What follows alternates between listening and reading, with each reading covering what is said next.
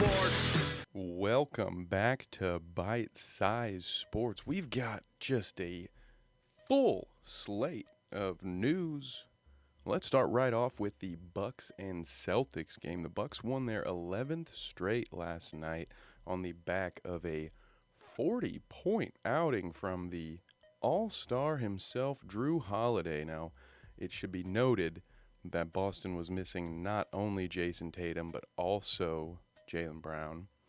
And they held their own. This game went to overtime, and Derek White led the way with 27 points. Now, the big question here, which almost cost Milwaukee this game, with about 3 seconds left in regulation, the Celtics had the ball side out, and Milwaukee, as Mike Budenholzer is known to not do, Milwaukee did not foul any Boston Celtic upon the inbound. Now, of course, this would have extended the game.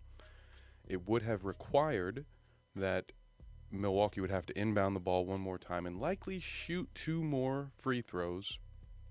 And then Boston probably gets maybe a half-court, three-quarter court heave to try to tie it. But they chose not to do that. One of the teams in the league, as Stan Van Gundy pointed out, that don't do this very often. Now, that did not pay off for Milwaukee this time, as Sam Hauser drilled a nasty fall-away three-pointer. Just beautiful shot. Look that one up if you haven't seen it. But this begs the question, should Milwaukee change this strategy? I know as the team who is down by 3, back in my playing days, I absolutely hated that move. But when we were up 3, I loved it because it's the smart thing to do, and it's how you win games. And as much as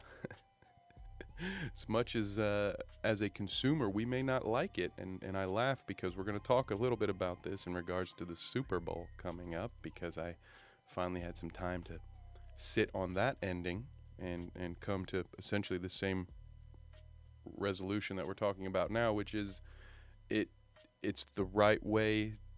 It's the right ending. I know it's boring. I'm much happier to have seen Sam Hauser drill that 3 and go into overtime, where Milwaukee really outlasted Boston, mainly because Boston just kind of became the Derek White show. It was working a lot. I mean, he led the team with 27 points, and they were switching under screens on Derek White, which were leaving him really nice three-point looks that he was taking. But I felt that the ball stopped moving there a little bit at the end of overtime, or down the stretch of overtime, as it were. And I think that cost Boston in the long run. But they should be very happy with this, as happy as you can be with an overtime loss, because this would have been a huge loss for Milwaukee, even though they had won 10 straight, to fall to Boston without their 2 best players. That would have been crucial. But for Boston to for Boston to hang in there, and for Milwaukee to just barely beat this Boston team, even though they've won 11 straight, I don't think this win means as much to Milwaukee as it could have meant to Boston, and vice versa. I don't think the loss means as much to the Celtics as it would have to Milwaukee. So nevertheless, it was a fun and exciting game, which was followed by another one that was very entertaining, although not quite as close. The Los Angeles Clippers helped the Golden State Warriors improve their away record to 7-22. Now, folks, going into the night, Golden State was 7-21. That's a 25% winning percentage for those of you at home. It is also the 3rd worst winning percentage on the road for any defending champion in NBA history. Sorry, I read that one slow because it takes some. That's a cool stat, bro, if there ever was one, right? Like, it takes in some pretty, very specific stat you got there, guys. But I say that to say to all of you that Draymond has said after the trade deadline that this is the Dubs Invitational, and it still goes through Golden State. Now, I don't disagree with that.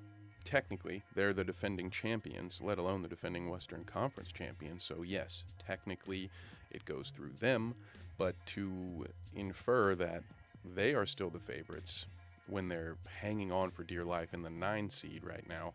Yes, there's no Steph Curry last night. Didn't really matter, I don't think. I mean, it's tough to say that. The Clippers won by 10, and logic dictates that Steph Curry would score more than 10 points if he were out there and he were healthy. But the way Golden State was playing defense, or not, honestly, the way neither team played any defense, I don't know that this game plays out much differently. Kawhi Leonard was on fire, 33 points. He hit some ridiculous shots over Draymond. And to Draymond's credit, he got into his bag. I don't know where he found that bag.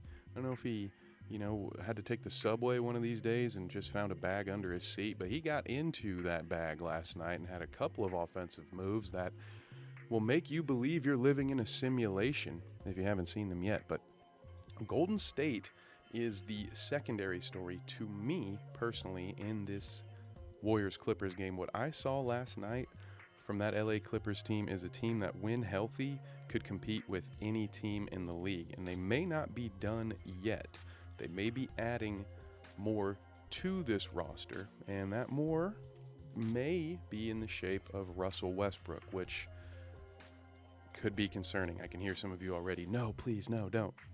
However, Paul George has been a big advocate for this move. For those of you who may be fuzzy on the history of it a bit, Paul George's best seasons came playing with Russell Westbrook. So as a guy who has taken up the de facto point guard role at times, Paul George would much prefer to have Russell Westbrook around to lean on, at least in some stretches. I believe he's still going to come off the bench. Hopefully he still embraces that role. I doubt he would have to relearn that lesson. I'm sure Russell's, whatever team he joins, he's going to look to just have the most positive impact that he can. So looking at what the Clippers have already done, though, even without that addition, I think they'd want one more primary ball handler on this team. There's got to be at least one of these buyout point guards that they can get to. It won't be Reggie Jackson, which we'll talk about shortly, but of course, I mean, what were the odds that they were going to bring him back anyway? So we have Eric Gordon, Bones Highland, and Mason Plumlee all playing last night, and the future with this team could be bright, including the immediate future. This Clippers team, I think, is finally looking like the team that I personally have been waiting to see, and a lot of that is the injuries, which, of course, is the biggest concern here. Can these guys stay healthy? But I think at that point, that's going to be the only concern. I would not be worried about the addition of Russell Westbrook to this roster. I think they have a ton of talent. They've got Zubats up there. He played pretty well last night. And they have a ton of talent on the wings. Like I said, they do need that primary ball handler, but Terrence Mann has been serviceable in the role. Bones Highland, I think, is going to have similar limitations. Like I don't know that Bones is a true point guard right now, but he'll bring that same kind of energy. He did that last night, made some plays on the defensive end. He hit some open threes. He's going to play with a ton of energy. And, of course, they still have guys like Kawhi and Paul George who, of course, can run the offense if it's needed. But I do, at this point, root for maybe Russell. I've also heard Russell to the Bulls. Somebody out there, there's going to be some journeyman ball handler that I think LA could add. Like, let's not forget that Norman Powell played very well last night. This Clippers team is stacked. That second unit might be, we'll look into it and look into it a little deeper, but that might be the best second unit in basketball now. And if they add one more point guard, they add another buyout candidate, it could very well be the best bench unit in basketball. So let me know, what do you think? Are the Clippers poised now for a run? Golden State is at 9th. Do you think they are going to make a push? And then Sacramento last night lost to Phoenix. Phoenix without Kevin Durant still, but Devin Booker had 32 points. Darren Fox, congratulations, the All-Star, 35 points. Sacramento is the team that continues to get very little credit, if any. On the NBA TNT's post-game show last night, they were kind of scoffing at the idea that the Kings could be a title contender. I would agree with what I believe Jamal Crawford said, which is that Sacramento Kings are absolutely a playoff threat. They should be a team that I wouldn't necessarily want to play in a first-round matchup. They are pretty young. I understand the hesitancy to say, hey, these guys are getting anywhere close to the NBA Finals, but we've seen these young teams who are a year ahead, we've seen them get to a Western Conference Finals at least. So who's to say? And I, for one, will never be rooting against the Sacramento Kings for making a run. I still remember those early 2000s teams, and just for the sake of all of us, let's have another good Kings run in the next couple of years. Please, the NBA needs it. Let's wrap up quickly the rest of the NBA schedule before we move on into some other segments here. So Orlando lost at Toronto by 10, 123-113. Jakob Poeltl, the high scorer, 30 points for Toronto. Now, if you follow along with us over at Stadium Rant on The Bounce every Thursday, you know that James and I were questioning whether or not that move was enough. Obviously, the thought behind the Bulls and the Raptors, two teams we expected to sell at the trade deadline. The reason that they didn't, of course, was the Brooklyn trade. Cannot wait to get into the Brooklyn trade. I think I like their future now. By no means should we not consider that one of the biggest failures by an NBA front office in history.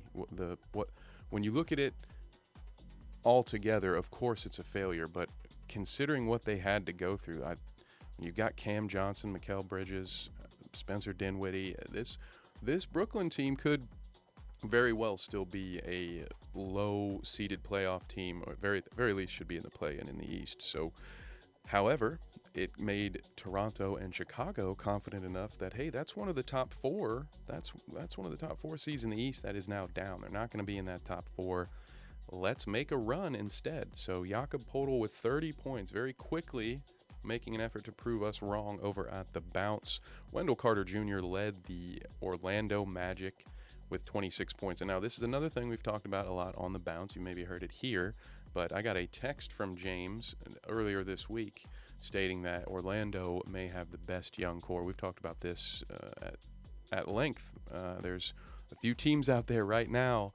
It would be very fun if you're looking to find an NBA team to invest in. If you don't quite have a team, look at teams like Orlando. They're gonna have a bright future. Oklahoma City, Detroit. My brother is a Detroit Pistons fan. I'm very as happy for him as a Pacers fan can be. Let's just put it that way. Lots of exciting young talent on those rosters, but Orlando has really stockpiled, because of some trades and because of some injuries. They just have a ton of talent there. So look out. I hope.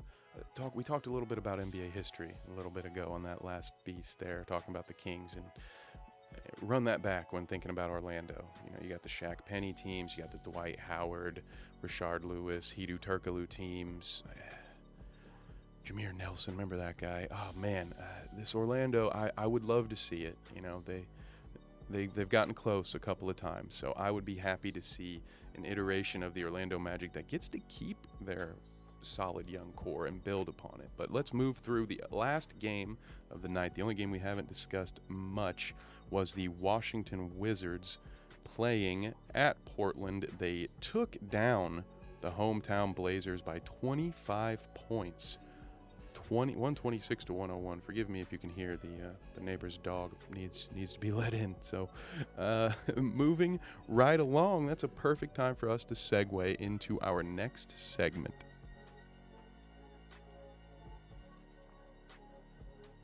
So let's talk about the Super Bowl. Can we talk about the Super Bowl, Mac? I've been trying to talk to you about the Super Bowl for hours.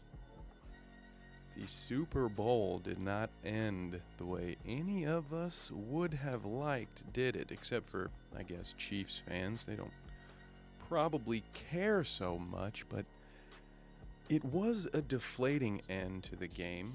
However, it does seem to be the correct call, according to Bradbury himself, in a potential falling on the sword moment. But nonetheless, the game is over. It is what it is. The Chiefs have won. Congratulations. But yesterday, On Valentine's Day, some funny, to some extent, football-related Valentines were created, and one of them was shared by JuJu Smith-Schuster, and it was a photo of Bradbury saying, "I'll hold you when it matters most." Now that, as you can imagine, went over like a lead balloon with some of the Philly players. I believe Darius Slay said, "You're doing too much." LeGarrette Blount, former player, went to Football Reference and found his stats and quoted his stats back to him. So the best knockouts I've seen from LeGarrette since his Oregon days. Look that one up, young fans. And A.J. Brown had quite a lot to say as well. And then when Patrick Mahomes tweeted that someone was bored, A.J. Brown tweeted something else that got deleted. The whole thing was very drama-filled. A lot of drama between the Chiefs and the Eagles over JuJu Smith-Schuster posting this meme. How do you feel about it? I personally can understand people getting frustrated. It's not a joke I would have made in that position, because I don't think you getting a penalty drawn on you is not something to brag about. It's not like dunking on somebody. It's not like Jerick McKinnon making that big play and having the wherewithal to slide at the 1 yard line, which again, it's a common play. It's what everyone's taught. He did what he was supposed to do, but I think credit should still be given. But this was not a move I would make. However, I don't really have a problem with it, and I think it's something you have to deal with when you're a wide receiver or a corner. These guys on both sides have to have short memories. They have to say it with their chest a lot, and a lot of the antics can rub people the wrong way, especially us salt-of-the-earth folk that just go in, put in our 40 hours of work, and we see somebody get lucky, and then they do the incomplete dance, and you get those guys at the bar just rolling their eyes like, why is he acting like he did anything? He didn't do anything. But these guys have to keep their ego fed in order to make these plays, in order to go out and be who they need to be. Now, to go out on Twitter and do it, I think is kind of soft, but it's not that big of a deal. I think what makes it more irritating for folks is the fact that, and A.J. Brown, I believe, called him TikTok boy, but the fact that JuJu has a bit of a reputation for goofing off, I guess, and maybe not taking everything as seriously as some of his cohorts, but I think this is just an example of what happens when people spend too much time on Twitter. We could and do cover sports Twitter beefs as much as we can on the Wild World of Sports. Look for those late night Wednesday streams, but this one just kind of cracked me up, and I wanted to get your thoughts on it, because we have not only a game ending on a controversial play like that, the controversial call, but then we have a player rubbing salt in the wound, and it's as much of a rivalry now. We already had Andy Reid going against the team that let him go and winning. It seems like it would be difficult to have a rivalry across conferences, but if there was ever going to be one, this might be it. We might be building towards it. So meanwhile, Eric Bieniemy, unfortunately, is unable to get a head coaching job anywhere, which will lead us into our next segment. Well, in the last segment, we talked about head coaching candidates and Twitter. So, surprise, that's what we're talking about again. The Indianapolis Colts have named Shane Steichen their head coach, former Eagles offensive coordinator. Personally, I'm okay with this decision as a Colts fan. He was in my top two. I kept waffling on Raheem Morris. Raheem Morris was my lead candidate throughout the majority of this search, but the more I took a dive into the statistics of the defensive units that he led, I started to waver in my confidence, and now that we have Steichen there in Indianapolis, if Gus Bradley stays on, I think that's a pretty good staff. I have to admit, hiring an Eagles offensive coordinator off the back of a Super Bowl run to replace the former Eagles offensive coordinator that we hired on the back of his Super Bowl run. Feels a little matrixy. I don't really love it, but it's what's happened, and so we're here for it. We're gonna fight on. We're gonna support the squad, but that's not what this particular part of the conversation is about, because Greg Doyle of the Indianapolis Star wrote an article that, at least the headlines and the tweet that he posted around it drew the ire of many, because he has called Coach Shane Steichen soft for the display of emotion that he had in his gratitude when joining the team. Now, a lot of people have taken this to heart. Very negative response on Twitter. A lot of people saying that Greg Doyle is the reason that they quit subscribing. It's $1.75 a month, and people are so angry at this guy over the years that they don't want to pay anymore to read anyone else's content. So Greg Doyle not making any fans in Indianapolis, that's nothing new really, but I do think that this take was in poor taste, and it sounds like I didn't listen to the question. That will be coming up on our Wild World of Sports episode, so we'll have the clip.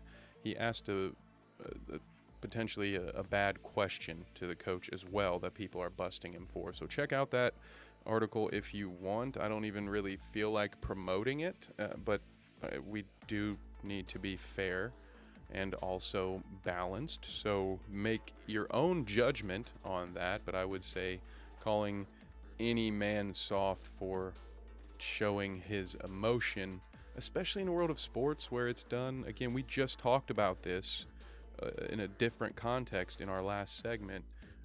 I don't think it's right for any journalist to call out these men and women who display emotion when they're on the spot. You know, Greg had plenty of time to think about his article, to write it down. You know, I always have plenty of time to record these things. When we're not live, you can edit. It's real easy to collect yourself, get your thoughts out there, and then call someone else out who didn't have the same opportunity to collect themselves on the spot. And in what world is it a negative thing? Is it soft to show appreciation, for be grateful for an opportunity? So I'll just leave that there. Those are my thoughts on the Greg Doyle situation. I do not stand by any of his statements as they regard or relate to the new Colts head coach. Now we'll pivot to another former Eagles coordinator who is now the head coach of the Arizona Cardinals. Speaking of the wild world of sports, we will see a very real and not at all staged video of the coach meeting Kyler Murray in the weight room. We'll look at that. Very authentic, very nice, very good. But that leads me to a question. What does Eric Bieniemy have to do to become a head coach? Because that's the guy who on Saturday watching film caught a very bad tendency by the Eagles defense to overcommit to jet sweeps, which led to the walk-in touchdowns that we saw the Chiefs accomplish. And correct me if I'm wrong, it may have even been the same thing on the McKinnon play. I can't remember, but you can see the film. We will look at some of this again later, but just to describe it to you, the Eagles were, when in man coverage, they were transferring coverages when someone was going into a jet sweep. So someone going into motion, the corner would point back to the safety would rotate over, and someone else on the other side of the field is now taking that man. So what would happen is the Chiefs very simply call for a jet sweep or for some motion. The Eagles go into their set, they make their rotation, and then the ball is snapped before the receiver even gets to the center, and then now that right or left side, whatever side the motion man began in, that's now wide open because everybody's already transferred. The safety is now got to come back, and he's not going to get there in time. And we saw the Chiefs run that, and it won them the Super Bowl. And yet Eric Bieniemy does not get a head coaching job. Both Eagles coordinators do. I don't know what there is. Is there something out there? Is there something outside of football that is keeping this man from getting this opportunity? I've seen a lot of people say he'll need to leave Andy Reid's coaching staff in order to ever get a job, or he'll just have to wait out Andy Reid in hopes that he can take that Chiefs job when Andy retires. But Andy himself has said that EB does call plays. He does not only physically call the plays, but he can give his suggestions. And if he puts something in there, Andy Reid, from his own mouth, has said he doesn't contradict EB. He lets him roll. He lets him run what he wants to run. So I don't know what these other teams need to see. So let me know in the comments what you need to see. Why is it that Eric Bieniemy does not have a job? I would love to know. So let's get back to the NBA. So we'll be back to the NBA in just a moment. All right, hoop heads, we will end the show with this. Reggie Jackson has agreed to terms to join the Denver Nuggets. Is this a big addition in your book? Does this move the needle for you? It's certainly a helpful addition when they got rid of Bones Highland. I think we all know the thought process there. I don't think anyone questions how good Bones can be and will be in the future. The potential is there, but the Nuggets are making a run. This team is ready to win now. They made the trade that they needed to make, and now they are replacing some depth, and they're getting a veteran in the backcourt, someone that can replace Jamal Murray in short stints. Obviously, you're not going to get the same production, but you will get the same type of offensive-minded playmaker, shot creator. So I think Reggie Jackson really only bolsters what the Nuggets are doing. Now, everyone in the West almost made a big move, so it's not going to be easy by any means for the Nuggets to stay on top, especially with the Suns now having Kevin Durant, Devin Booker, and a Chris Paul who happened to have 19 assists last night against Sacramento. I know we missed that in the earlier segment, but here it is. Phoenix could be right there, but I think that everyone is jumping the gun a little bit by naming the Phoenix Suns the favorites out west. And while we won't get into all of those details now, let me just end the episode here. I think that the Western Conference, despite what Draymond Green may think, has to run through Denver this year, and we will talk about that in an upcoming episode. We'll see you then. Thank you so much for listening to Bite Size Sports. If you liked what you heard, please consider giving us a like, maybe subscribe, or even share to your friends and family.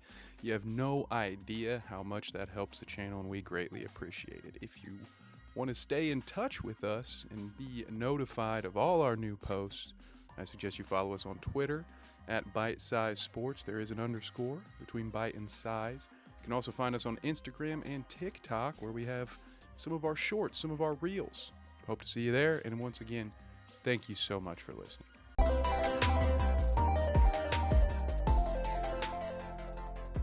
This dude just did this